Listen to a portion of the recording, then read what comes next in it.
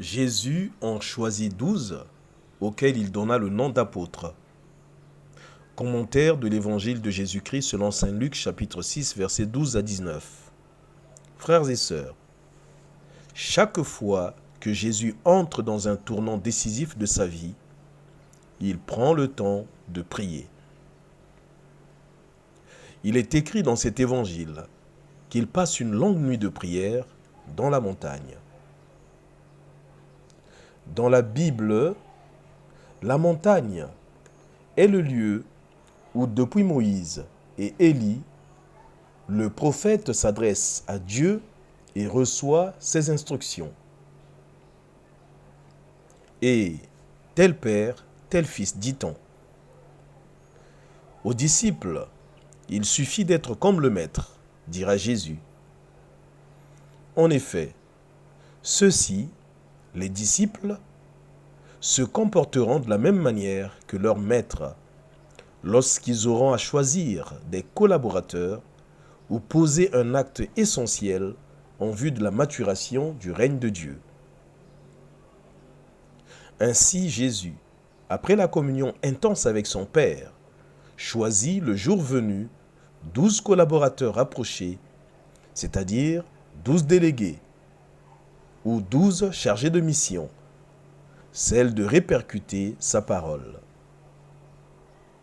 12, le chiffre 12, ce chiffre voulu à dessein par le Maître pour évoquer les 12 tribus d'Israël dispersées, appelées au rassemblement en vue du royaume de Dieu.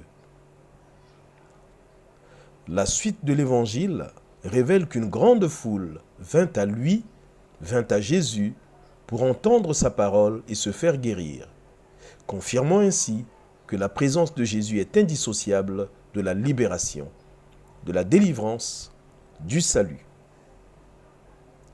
Quelle résolution aujourd'hui?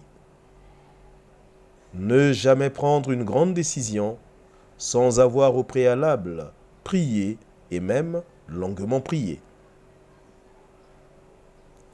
Notre prière. Seigneur Jésus, Fils du Dieu vivant, assiste-moi dans la décision que je désire prendre. J'implore ton esprit de sagesse pour m'aider à discerner. Devance-moi dans cette initiative et éloigne de moi la peur et le doute.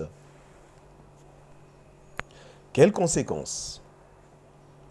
Il n'est pas de décision petite ou grande qui n'ait de conséquences.